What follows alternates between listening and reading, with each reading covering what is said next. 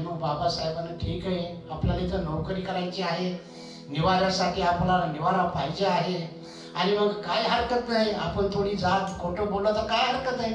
आणि मग बाबासाहेबांनी मोठ्या हिमतीनं त्यांना सांगितलं की ठीक आहे, मी जात बदलून राहू शकतो. आणि मग तो गेले बाबासाहेबच्या पारशाच्या धर्मशाळेमध्ये. आणि धर्मशाळेत गेल्यानंतर तिथं जो वॉचमॅन होता, रखवालदार होता, त्याला त्याने विचारलं की इथे एखादी रूम मला मिळेल का. स्वागत आहे आपल्या सर्वांचं. हे बुद्धा टीचिंग चॅनल आहे. यावर बुद्ध आणि त्यांच्या संपूर्ण शिकवणीवर आणि शिक्षेवरती धम्मचर्चा होते. आपण सर्वजण बुद्धा टीचिंग चॅनलचा लाभ घ्यावा.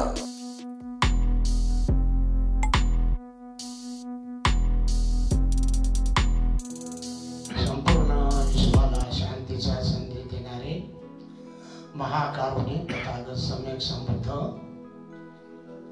त्यांनी जगाच्या कल्याणासाठी उपदेश केलेला त्यांचा सद्धम्म आणि त्या सद्धम्माची गेली 2500 वर्षापासून सतत प्रचार आणि प्रसार कार्य करणाऱ्या तथागताचा भिक्खू संघ या 3 रत्नांना सर्वप्रथम मी अभिवादन करतो.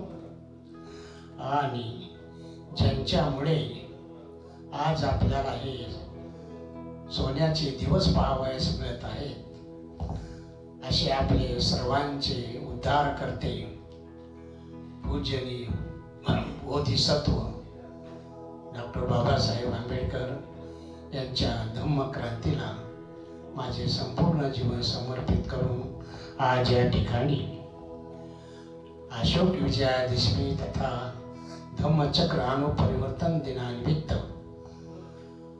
पूजनीय या धम्म प्रतिष्ठेचे अध्यक्ष पूजनीय डॉक्टर भिक्षू एस.आर. इंदवंशजी यांनी त्यांच्या निवासी 20वी ऑनलाईन धम्म परिषद आयोजित केलेली आहे.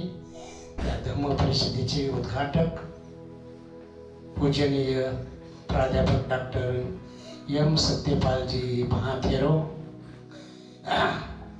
पूजनीय भिक्खू या धम्म परिषदेचे अध्यक्ष पूजनीय भिक्षू एस.आर. इंदवंशजी महाथेरो, ज्यांचे विशेष धम्मदेशना होणार आहे असे पूजनीय भिक्षू ज्ञानरक्षितजी, पूजनीय भिक्षू नागसेन, तसेच संपूर्ण भिक्षू संघ तसेच रामनुसन यांना यांच्या प्रती पंचांग प्रणाम करून मी माझ्या देशनेला सुरुवात करीत आहे. बरेचशा देशना चांगल्या विद्वान भिक्खूंच्या देशना झालेले आहेत आणि बराचसा वेळ पण झालेला आहे. आणि ज्यांची आपण देशना ऐकण्यासाठी आतुरतेने वाट पाहत आहेत असे आपले सर्वांचे आवडते आणि ज्यांच्या प्रवचनाची उत्सुकता असते असे आपले ज्ञानरक्षितजी महात्मा थेरो यांचं सुद्धा प्रवचन बाकी आहे. तर मी फार जास्त वेळ घेणार नाही, थोडक्यातच मी देशना आटोपणार आहे. अर्धा तास ठीक आहे. तर आज धम्मचक्र अनुप्रवर्तन दिन आहे. तर हा धम्मचक्र अनुप्रवर्तन दिन तथा अशोक विजयादशमी. तर ही अशोक विजयादशमी नागसेन भंतेजींनी सांगितलं की अशोक विजयादशमीच्या दिवसाचं औचित्य साधून डॉक्टर बाबासाहेब आंबेडकरांनी धम्मांतराची घोषणा केली आणि त्या दिवशीच बाबासाहेबांनी धम्मांतर केलेलं आहे.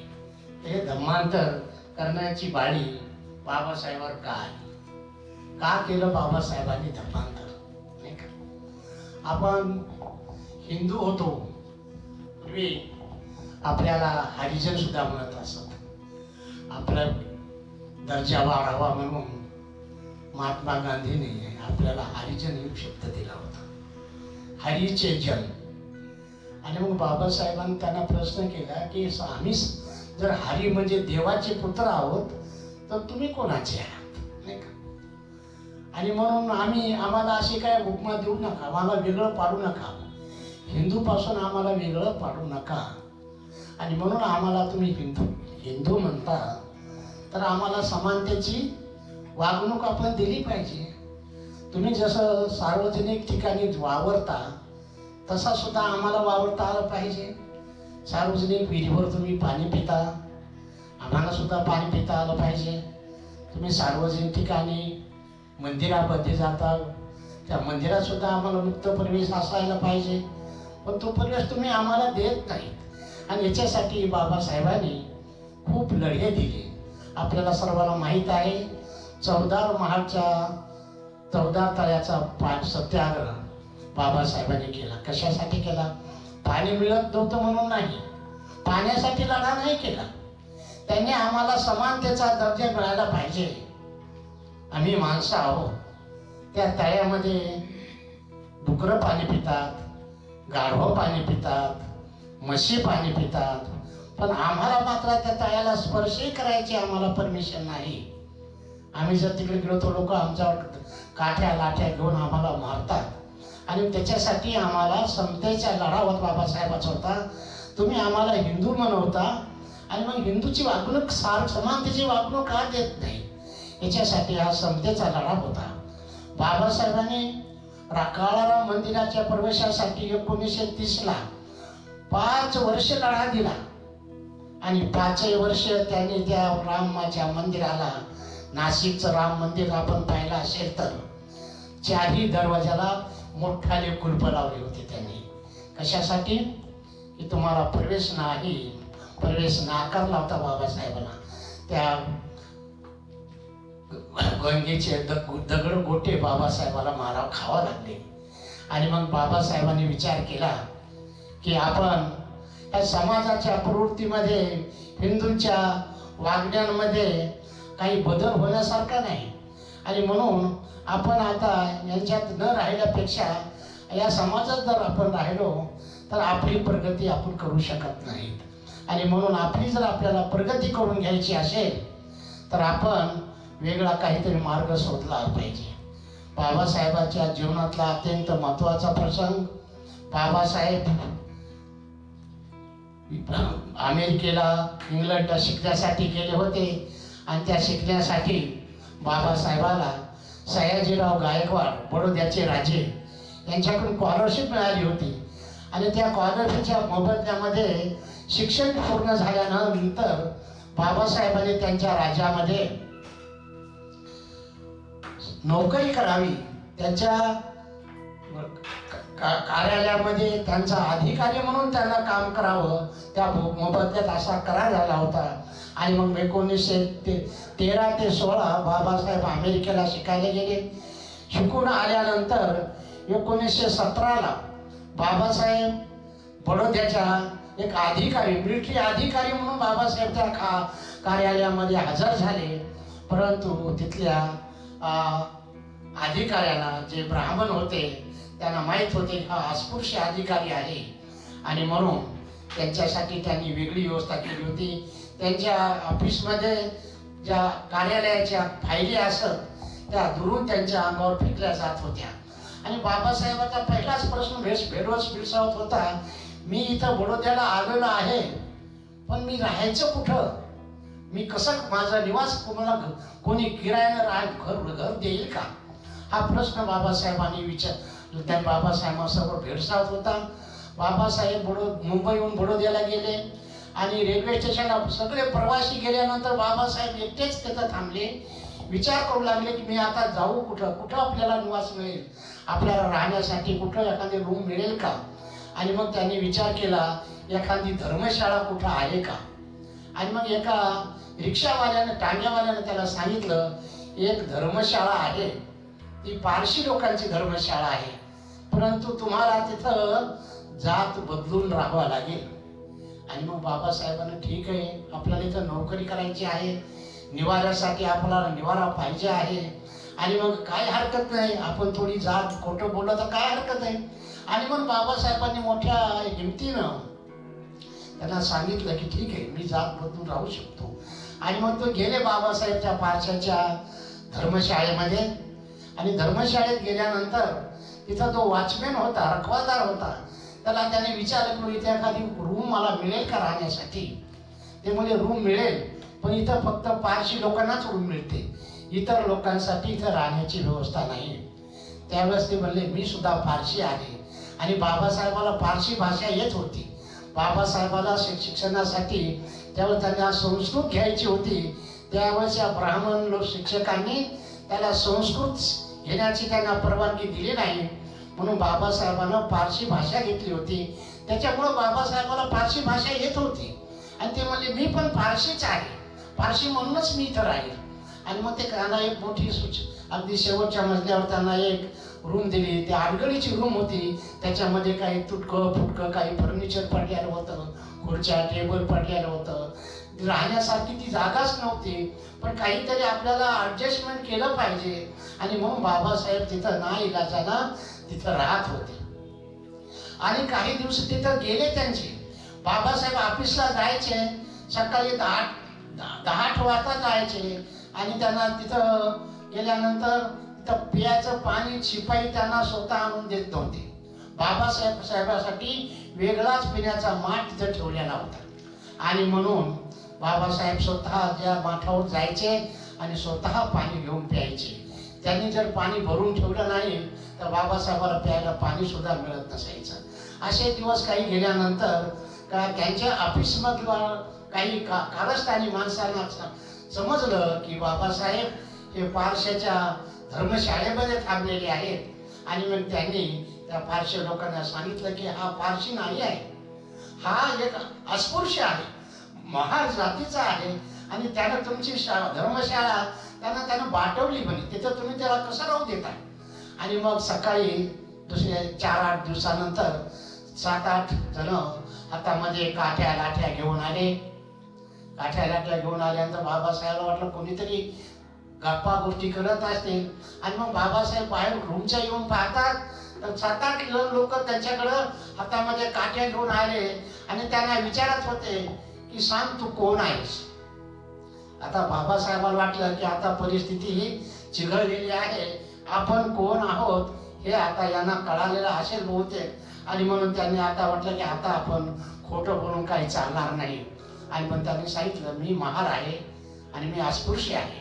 मग त्यांना लोक त्याच्यावर चिडले बाबासाहेबावर, आताची आता खोली खाली कर, नाही तर तुला आम्ही तसं जाऊ देणार नाही, तिथून राहू देणार नाही. मग लोकांच्या हातामध्ये काठ्या होत्या. शेवटी बाबासाहेबांनी त्यांना विनंती केली, माझं चुकलं, काही काळ माझ्या मजबुरीमुळे मी इथं राहिलो, तरी मी आता माझी तुमची रूम मी खाली करतो आणि मला फक्त 8 दिवसाची तुम्ही मुदत द्या. ते म्हणजे 8 दिवसाची मुदत नाही, फक्त तुला आजचे 8 तास आहे, रात्री आजच्या 10 वाजेपर्यंत तू ही रूम खाली केली पाहिजेस, नाहीतर उद्या तुझे आम्ही काय करू सांगता येणार नाही. मग बाबासाहेबांना लोक खतरनाक आहेत, न जाणू आपल्याला मारतील सुद्धा, म्हणून आपण या प्रसंगातून वाचण्यासाठी आपण खोली खाली केली पाहिजे. आणि मग सकाळी बाबासाहेब 8 वाजता जे गेले, त्यांचे काही तिथं 2 मित्र होते, एक ब्राह्मण मित्र होता आणि एक ख्रिश्चन होता. त्या ख्रिश्चन मित्राकडे गेले त्याला सुद्धा त्यांनी बाबासाहेबांनी स्वतःची व्यथा सांगितली की बाबा अशी माझी परिस्थिती झालेली आहे, मी जात लपून त्या धर्मशाळेत राहिलो, परंतु त्या लोकांना माझी जात कळालेली आहे आणि आता मला काही दिवसासाठी तुझ्या रूममध्ये सहारा दे, तुझ्या रूममध्ये मी मला राहू दे. ते मला माझी काही हरकत नाही, पण आता उद्या माझी बायको येणार आहे, ती ब्राह्मणाची आहे आणि मग तिला नाही सपटणार, तुला नाही ती स्वीकारणार, त्याच्यामुळं तुला मी नाही राहू ठेवू शकते. आणि मग तेथून सुद्धा बाबासाहेबांना सहकार्य मिळालं नाही, मित्राचं सुद्धा. त्याच्यानंतर एक ख्रिश्चन मित्र होता, ख्रिश्चन मित्राकडे गेले, ख्रिश्चन मित्राला सुद्धा त्यांनी सुद्धा विनंती केली, पण त्यांनी सुद्धा म्हणले नाही बाबासाहेब, आम्ही माझ्या रूममध्ये तुम्हाला नाही राहता येणार. आणि मग शेवटी हताश झाले. त्यांनी त्यांच्या अधिकाऱ्याकडे तक्रार केली की मला एखादा शासकीय बंगला किंवा शासकीय निवास मला मिळावं, म्हणून बाबासाहेबांना अर्ज केला होता, परंतु तो अर्ज त्यांनी निष्काळजी बायका बाजूला टाकून दिला होता. त्या अर्जावर त्यांनी कुठलीही कार्यवाही केली नव्हती आणि त्याच्यामुळे बाबासाहेबाला शासकीय निवास सुद्धा मिळालेला नाही. आणि मग बाबासाहेबाजवळ पर्याय नव्हता. बाबासाहेब रात्रीचे 9 वाजेपर्यंत एका गार्डनमध्ये जाऊन बसले आणि ते विचार करीत होते की मी इतका शिकलो, बॅरिस्टर झालोय आणि माझी जर ही अवस्था आहे, मी जेव्हा इंग्लंडमध्ये अमेरिकेमध्ये शिकायला गेलो त्यावेळेस तिथं मला जातीयतेचं काही मला जाणवलं नाही, परंतु आपल्या भारतात मात्र, माझ्या देशात मात्र मी इतका उच्च शिक्षित असून माझे एवढी विटंबना होते, एवढा मला जातीच्या नावाखाली माझा छळ होतो, तर माझ्या समाजाची काय अवस्था असेल. आणि मग त्यांनी तिथं परिस्थिती प्रतिज्ञा केली की मी माझ्या समाजाचा उद्धार केल्याशिवाय मी स्वस्थ बसणार नाही. आणि म्हणून बाबासाहेब त्यांनी रात्रीचे 9 वाजेपर्यंत बाहेर गायका बागेमध्ये जाऊन फिरले आणि रात्री 10ची गाडी होती आणि मग रात्री त्यांनी आपल्या रूमवर गेले. त्यांचा जो काही बिछाना होता तो बिछाना त्यांनी आवरला आणि आपली बॅग भरली आणि रात्री 10 वाजता ते रेल्वे स्टेशनला आले. रेल्वे स्टेशनवरून त्यांनी मुंबई गाठली. आणि अशा प्रकारे बाबासाहेबाचा एवढे सुशिक्षित, एवढे उच्च शिक्षित असून सुद्धा त्यांना एका जातीच्या नावाखाली हिंदू धर्मीयाने छळ केलेला आहे. आणि म्हणून बाबासाहेबाला ही घोषणा करावी लागली.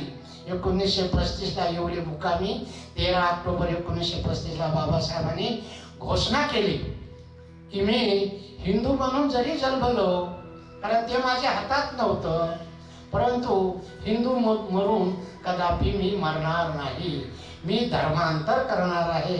तसं तर बाबासाहेब ज्यावेळेस मॅट्रिक पास झाले त्यावेळेस त्यांचा बक्षीस समारंभ, त्यांचा सत्कार समारंभ ठेवलेला होता आणि त्या सत्कार समारंभामध्ये केळुस्कर गुरुजींनी त्यांना बुद्ध चरित्र हे त्यांना बक्षीस दिलं होतं, भेट दिलं होतं. आणि ते बुद्धाचं चरित्र वाचून तेव्हापासूनच बाबासाहेबाचा कल हा बुद्ध धम्माकडे वळलेला होता. आणि मग नंतर 1935ला मात्र त्यांनी समजून घेतलं की हिंदू धर्माची जी वागणूक आहे, यांचं जे संस्कार आहेत हिंदूचे, हे आपल्या प्रगतीसाठी पोषक नाहीत. आपण हिंदू धर्मामध्ये राहून आपली कुठलीच प्रगती करू शकत नाही. म्हणून आपण या हिंदू धर्माचा त्याग केला पाहिजे. आणि म्हणून 1935 ते 1956 पर्यंत बाबासाहेबांनी अनेक धर्मांचा जे काही या जगामध्ये प्रमुख धर्मग्रंथ होते त्या संपूर्ण धर्मग्रंथाचा त्यांनी सखोल अभ्यास केला, तुलनात्मक अभ्यास केला. आणि ज्या धम्मामध्ये माणसाला माणूस म्हणून जगण्याचा अधिकार आहे, स्वातंत्र्य आहे, असा धम्म बाबासाहेबाला एकमेव धम्म तो सापडला आणि तो म्हणजे बुद्धाचा धम्म आहे. आणि म्हणून बाबासाहेब उच्च क्वालिफाईड, बाबासाहेबाच्या 32 डिग्र्या होत्या.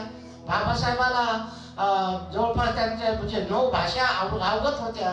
आणि म्हणून बाबासाहेब एका ठिकाणी म्हणतात,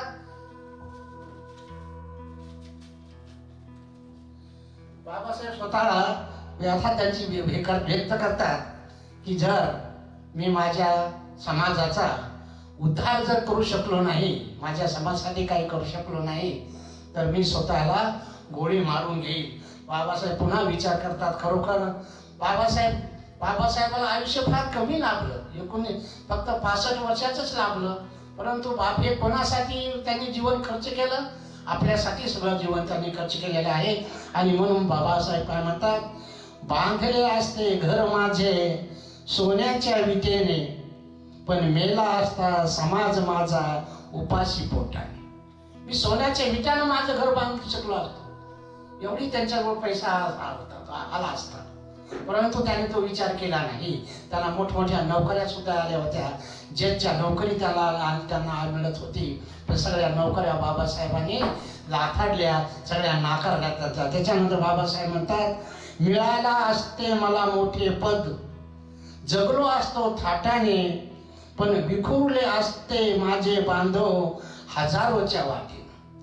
मी जर खरोखर एखादा अधिकारी झालो असतो, बाबासाहेबाला उच्च कोर्ट हायकोर्टाची जेलची सुद्धा ऑफर आली होती, पण बाबासाहेब म्हणजे मला नोकरीमध्ये जर मी पडलो तर मला समाजाचं कार्य करता येणार नाही. म्हणून बाबासाहेब म्हटले, मला पद पण मिळालं असतं, पण मी ते पद मिळालं असतं तर माझा समाज मात्र वेगवेगळ्या वाटेने गेला असता, त्यांची वाट लागली असती. नंतर बाबासाहेब म्हणतात, हरलो नाही कधी मी मनूच्या लाटेने. बाबासाहेब कोणालाच घाबरले नाही, एकटे होते. संपूर्ण भारतामध्ये एकटे होते, लोकसभेमध्ये एकटे होते, परंतु संपूर्ण लोकसभा बाबासाहेबाला घाबरत होती. म्हणून बाबासाहेब म्हणतात, हरलो नाही कधी मी मनूच्या लाटेने, पण भिवू नका बंधू तुम्ही, विकू नका बंधू तुम्ही दारू आणि बाटली. आपला समाजाची काय अवस्था आहे आपली समाजाची? ज्यावेळेस आपण पाहतो 14 एप्रिलची मिरवणूक निघते आपली, औरंगाबादची मिरवणूक, ऐतिहासिक मिरवणूक असते नाही का? किती संख्या आहे आपली औरंगाबादमध्ये? एखादा आमदार आपला RPIचा आहे का? आपल्या समाजाचा एखादा खासदार तरी आहे का? हे सगळे आपले नेते. बाबासाहेब म्हणले विकू नका, बाटलीला विकू नका. आपला समाज बाटलीला आणि पैशाला विकल्या गेलेला आहे. म्हणून बाबासाहेबांनी ते व्यथा की त्यांची व्यथा व्यक्त केलेली आहे. घात लावून बसला वैरी संपविच्या बेताने. आपल्याला आपला वैरी संपवण्याच्या विरोधाने बसलेला आहे. आपल्याला वैरी कोण आहे? हे मनुवादी जे आहेत हे आपले वैरी आहेत, आणि ते आपल्यासाठी त्यांनी डाव मांडून ठेवला की यांचा कसा घात करावा, आणि म्हणून ते संपवण्याच्या बेताने आपले त्यांनी घात लावून बसला आहे वैरी संपवण्याच्या बेताने. पण भांडू नका आपसात नांदा एका जुटीने. म्हणून बाबासाहेब त्यांनी म्हणजे किती आपला त्यांनी छळ केला, किती आपल्या विरोधात त्यांनी आपल्याला हे करण्याचा प्रयत्न केला, तरी तुम्ही मात्र आपसात भांडू नका. आज काय करतोय आपण? आपसातच भांडतोय आपण. बाबासाहेबांनी सांगितलं शिका, संघटित व्हा. आपण संघटितच नाही, शिकलो. आपण कुठपर्यंत शिकलो? फार 10-12 पर्यंत काही लोकांनी बोलत शिकलेले आहेत, आणि तिथून मग कोणी वेगळ्या वाटेला लागलेले आहेत नाही. आणि जे शिकले, जे कोणी मोठे अधिकारी झाले, ते त्यांच्यातच मग्न झालेले. त्यांनी समाजाकडे पाहायला त्यांच्याकडं कुठेही वेळ नाही. आणि म्हणून बाबासाहेबांना जे जीवन आपल्यासाठी व्यतीत केलेलं आहे, कारण बाबासाहेबाला जो जातीयतेचा त्रास झाला, अगदी लहानपणापासून बाबासाहेबाला त्रास झालेला आहे. तुम्ही फार नशीबवान आहात, पुण्यवान आहात, तुम्हाला तो झळ पोहोचलेला नाही. पण माझ्या जीवनातला एक प्रसंग मी तुम्हाला सांगेन. मी त्यावेळेस 7वीला होतो, आणि कधी कुठं जायचं असं बाजार, आम्हाला एक बाजार असायचा, एक 2-4 मैलावरती एक बाजार असायचा आम्हाला, आणि त्या बाजाराला माझे वडील मला घेऊन जायचे. मी थोडा शिकलेला असल्यामुळं मला नेहमी बरोबर घेऊन जायचे. आणि मग मी गेलो त्यांच्याबरोबर. गावाचं नाव बागणी म्हणून गाव आहे जिंतूर तालुक्यामध्ये, आणि त्या गावाला आम्ही गेलो. बाजार केला.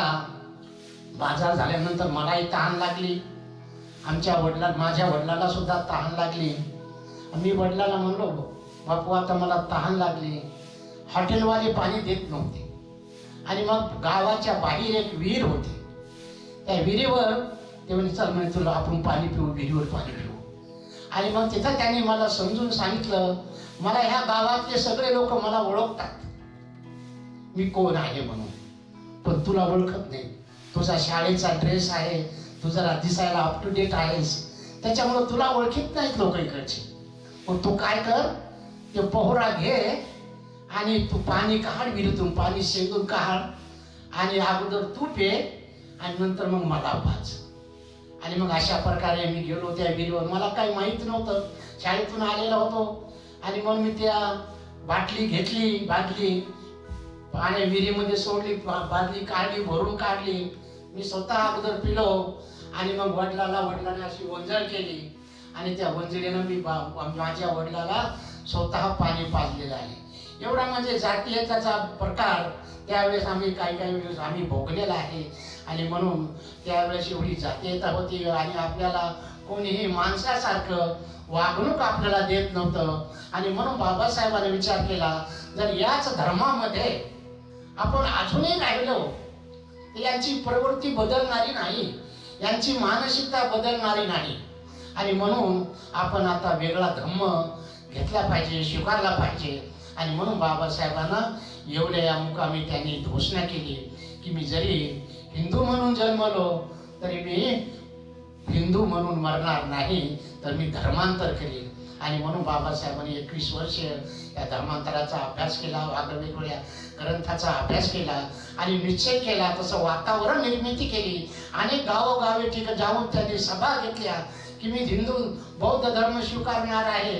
मी बौद्ध, तुम्हाला जर माझ्या बरोबर यायचं असेल तर तुम्ही पण माझ्या बरोबर या. मी कोणाला जबरदस्ती करणार नाही. मी मात्र बुद्ध धर्माचा स्वीकार करणार आहे. आणि मग बाबासाहेबांना निश्चित केलं की या विजयादशमीच्या दिवशी, अशोका विजयाच्या दिवशी 1956ला आपण दीक्षांत धर्मांतर करायचं आहे. आणि म्हणून त्यांनी कुशीनगरला गेले. तिथं भदंत चंद्रमुनी जी होते त्यांनी अभिवादन केलं, त्रिवार पंचांग केला. बाबासाहेबाला खरं म्हणजे वाताचा त्रास होता आणि तरी बाबासाहेब गुडघ्यावर बसले आणि चंद्रमुनीला त्यांनी पंचांग प्रणाम केला आणि निमंत्रण दिले की माझ्या दीक्षा समारंभासाठी तुम्ही यावं, तुमच्या हाताने मला दीक्षा द्यावी. आणि मग बाबासाहेबांनी त्यांनी होकार 5 घंटेची तिथं आले आणि त्यांच्या हाताने चंद्रमुनींनी बाबासाहेबाला सर्वप्रथम बुद्ध धम्माची दीक्षा दिली आणि त्याच्यावर सर्वांनाच दिली. आणि नंतर बाबासाहेबांनी दीक्षा दिल्यानंतर पंचशील घेतल्यानंतर बाबासाहेबांनी आपल्या समाजाला 22 प्रतिज्ञा दिलेल्या आहेत, नाही का. त्या 22 प्रतिज्ञा आपल्या सर्वांना माहीत आहे. काय अर्ध्या प्रतिज्ञा ज्या आहेत नकारात्मक आहे, मी हे करणार नाही, हे असं करणार नाही. आणि काही प्रतिज्ञा सकारात्मक, मी असा करीन, मी तसा करीन. आणि त्या प्रतिज्ञेमध्ये एक 21 नंबरची गाथा आहे. त्यावेळेस बाबासाहेब 21 नंबरची प्रतिज्ञा आहे. ती प्रतिज्ञा काय म्हणतात बाबासाहेब की आज माझा नवा जन्म झाला आहे असे मी मानतो. आणि खरोखर आपला सुद्धा नवीन जन्म झालेला आहे. पहिला जन्म होतो अज्ञानातून, आई वडिलाच्या याच्यामधून, कामवासनेतून आपला जन्म झातो आणि तो अज्ञानातून जन्म होतो. पण ज्या वेळेस खरोखर आपल्याला मनामध्ये आपल्या ज्ञानामध्ये भर पडते, आपली प्रकाशित होतो, आपल्याला खरं ज्ञान प्राप्त होतं, तो दुसरा जन्म असतो. जसा पक्ष्याचा देखील 2 वेळेस जन्म होतो, नाही का.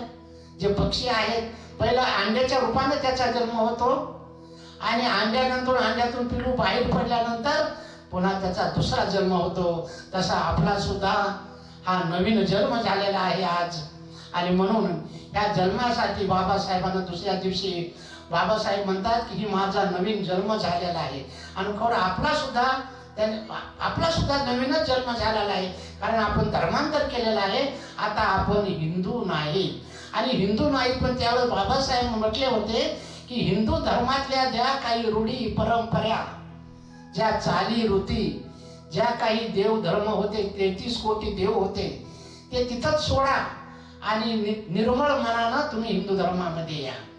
आणि म्हणून बाबासाहेबाच्या हाकेला हो देऊन 7 लाख लोक त्यावेळेस नागपूरच्या दीक्षाभूमीला जमले होते. आणि त्यांच्या एका हाकेबरोबर एवढा समाज त्या दिवशी धम्माला शरण गेला, धम्माला शरण जाऊन धर्मांतरित झाला. आणि त्यावेळी बुद्धं शरणम हा तिथं जयघोष झाला.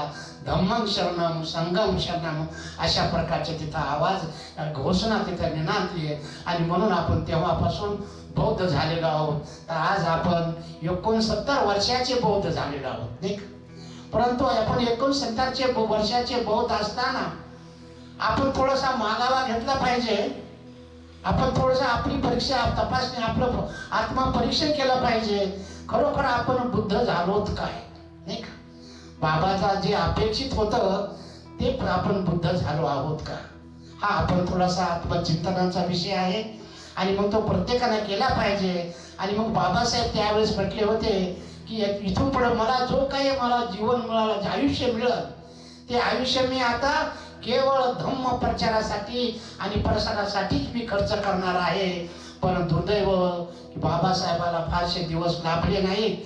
आणि बाबासाहेबाची जी इच्छा होती, बाबासाहेबाचं जे स्वप्न होतं, ते स्वप्न मात्र अपूर्ण राहिलेलं आहे. आणि मग बाबासाहेब त्यावेळेस म्हणतात की मी हा जो धम्माचा रथ मोठ्या महाकष्टानं, महापरिश्रमानं इथपर्यंत आणलेला आहे. या रथाला, या धम्माच्या रथाला तुम्हाला नेता आलं तर समोर पुढे घेऊन जा, अन्यथा इथंच राहू द्या, पण त्याला मागे जाऊन घेऊ नका, मागे जाऊ देऊ नका, त्याला इथंच राहू द्या. कारण आपली प्रगती त्याच्यामुळे झालेली आहे. आणि म्हणून या धम्माच्या रथाचा तुम्ही प्रगती करा. आणि पण या धम्माच्या रथाचे 4 चाका आहेत. कोणते 4 चाका आहेत? एक समोरचे 2 चाका आहेत, एक भिक्खू संघ आहे आणि एक भिक्खुनीचा संघ आहे. आणि मागचे दोन जे चाका आहेत, एक उपासकाचं चाक आहे आणि एक उपासिकेचं चाक आहे. आज मला वाटतंय मागचे जे 2 चाका आहेत ते पण त्यांच्यातली हवा गेल्यासारखी चालत आहेत. त्यांच्यात हवाच नाही, पंक्चर झालेले आहेत. उपासक लोकांचं काही प्रचारासाठी, काही प्रसारासाठी त्यांचा काही सहभाग होत नाही. आणि मग आज जास्तीत जास्त उपासकाने बाबासाहेबांचं स्वप्न करण्याची जबाबदारी स्वतःवर आपल्यावर घेतली पाहिजे. आणि आपण धम्माच्या प्रचारासाठी आपला हातभार लावला पाहिजे. आणि सर्वांना आपण सुद्धा धम्मात प्रतिष्ठित झालो पाहिजे. आपल्यातल्या ज्या काही अंधश्रद्धा आहेत, अजूनही काही अंधश्रद्धा आहेत, अजूनही आपण बाहेर बैठकीमध्ये बाबासाहेबाचा फोटो असतो, बुद्धाचा फोटो असतो, पण आणि किचनमध्ये दुसरे देवता असतात. काही लोकांचे आहेत अजूनही असे. तर हे सगळं आपण बदललं पाहिजे. कारण त्याच्यापासून आपला कुठलाही लाभ झाला नाही. इतके 33 कोटी देव होते, इतके वर्षानुवर्षे, हजारो वर्षापासून आपल्यावर अन्याय, अत्याचार, जुलूम झाले. त्या 33 कोटी मधला एक तरी देव बाहेर आला नाही आणि म्हटलं नाही की या समाजावर तुम्ही का अत्याचार करतायत म्हणून, नाही का? अत्याचार कोण कमी केले? आपले बाबासाहेबांना कमी केले, नाही का? आणि म्हणून आपल्याला माणसासारखं जीवन जगता येत आहे, माणसासारखं राहता येते. आज आपण कुठल्याही वस्तीमध्ये राहू शकतो, कुठल्याही हॉटेलमध्ये जाऊ शकतो, कुठल्याही मंदिरामध्ये जाऊ शकतो. आणि म्हणून बाबासाहेबांनी आपल्यासाठी आगळं वेगळं, नागसेन भंतीजीने सांगितलं की आगळं वेगळं पंढरपूर आपल्यासाठी तयार केलेलं आहे. त्या पंढरपुराला सर्वांना मुक्त प्रवेश आहे, कोणासाठीही तिथं भेदभाव नाही. आणि म्हणून हा धम्म कसा आहे आपला, बाबासाहेबांनी जो धम्म घेतलेला आहे तो एक सागरासारखा धम्म आहे. जसं सागरामध्ये अनेक नद्या येऊन मिळतात आणि सागरामध्ये नद्या येऊन मिळाल्यानंतर आपण त्या नद्याचं पाणी ओळखू शकत नाही. हे गंगेचं पाणी आहे का, गोदावरी सरस्वतीचे आहे का, यमुनेचं पाणी आहे, हे पाणी आपण आलं करू शकत नाही. एक रूप झालेला असतं एक सागरामध्ये. तसा हा धम्म कुठल्याही जातीचा जरी असा आला, त्याने दीक्षा घेतली, तो बुद्ध झाला, तो एकमेव बुद्ध असतो. म्हणून आपल्यातल्या ज्या काही आणखी काही बाया म्हणजे काही कारस्थानी लोकांनी, मनोवाद्यांनी काही पोट जाती सुद्धा आपल्यामध्ये करून ठेवलेल्या आहेत का नाही? तर त्या जाती सुद्धा आपण नष्ट केल्या पाहिजेत. आपल्यातल्या आपण जातीयता पाळतो, आपण सुद्धा जातीयता पाळतो, म्हणून अजून आपण मनुवादी लोक आपल्याला अजूनही आपण बळी पडतो. आपल्यातल्या सौरिकी आपण आंतरजाती विवाह करत नाही. आपण बघतो हे सोमस आहे का, आंदवण आहे का, लाडवण आहे का, तिळवण आहे का, बावणे आहे का, कोचरे, अशा 12.5 जाती आपल्यामध्ये करून ठेवलेल्या आहेत. तर ह्या जाती सुद्धा आपण या दिशेने आपण मोडके केल्या पाहिजे, नष्ट केल्या पाहिजे. बुद्ध म्हटला की तो कोणी असो, धर्मांतरित एखाद्या मातंगाला जरी धर्म बुद्ध झाला तरी तो बुद्ध आहे. त्याच्याशी आपले सगळे व्यवहार आपण व्यवस्थित केले पाहिजे आणि त्याच्यामुळे आपल्यातल्या भेदभाव आपला नष्ट केला पाहिजे. कारण भगवंताचा धम्म सर्वांना समानतेची वागणूक देतो. तो स्त्री आणि पुरुष असा सुद्धा भेद करत नाही, नाही का? एक माणूस हीच एक भगवान बुद्धाची ओळख आहे. आणि म्हणून भगवान बुद्धाचा हा धम्म आपण आत्मसात करण्यासाठी बाबासाहेबांनी फार मोठ्या कष्टाने हा धम्म आपल्याला दिलेला आहे. म्हणून आपण फार पुण्यवान आहोत. हा अमूल्य असा अमूल्य रत्न आपल्याला मिळालेला आहे. आणि मग या रत्नाचा आपण आपल्या जीवनामध्ये नेहमीसाठी त्याचा आचरणात आणून आपण दुसऱ्यासाठी सुद्धा त्या आचरणात आणण्यासाठी आपण त्या धम्माचा प्रचार केला पाहिजे. आणि बाबासाहेबांचं जे स्वप्न आहे भारत बुद्धमय करण्याचं, ते स्वप्न आपण साकार करण्यासाठी आपण प्रयत्नशील राहिलो पाहिजे. आणि म्हणून आजच्या या धम्म परिषदेच्या वतीने आजच्या या विजयादशमीच्या धम्म अनुपरिवर्तन दिनानिमित्त पूजनीय भत्तेजी SR हिंदवंशजी यांनी जी धम्म परिषद घेतलेली आहे, खरोखर आपण जर अशी प्रतिज्ञा केली आजच्या दिवशी की मी सुद्धा धम्माच्या प्रसार कार्याला प्रचाराला हातभार लावीन तरच खऱ्या अर्थाने या धम्म परिषदेची एक सार्थक होईल आणि विजयादशमीच्या अशोका विजयादशमी किंवा अणुपरिवर्तन दिनाच्या सुद्धा एक सार्थक होईल तरच आपण खरे बाबासाहेबाचे अनुयायी आणि भगवान बुद्धाचे उपासक म्हणण्यास पात्र ठरू शकतो. एवढीच आपल्याप्रती एक मंगल कामना व्यक्त करतो आणि माझ्या देशनेला या ठिकाणी पूर्ण विराम देतो. मला या ठिकाणी धम्म परिषदेमध्ये आपणा सर्वांसमोर प्रवचनासाठी बोलण्याची परवानगी दिल्याबद्दल या परिषदेचे अध्यक्ष डॉक्टर इंदुवंशजी महातेरो यांचे पुन्हा एकदा मी आभार व्यक्त करतो. आपण आमच्या प्रती मंगल कामना व्यक्त करून मी माझ्या इथेच थांबतो. सर्वांचं कल्याण हो, सर्वांचं भलं हो, सर्वांचं मंगल हो. भवतु सब मंगलम, भवतु सब मंगलम, भवतु सब मंगलम. साधु साधु साधु. बुद्धं नमामि, बुद्ध को नमन करता हूँ. धम्मं नमामि, धम्म को नमन करता हूँ. संघं नमामि, संघ को नमन करता हूँ.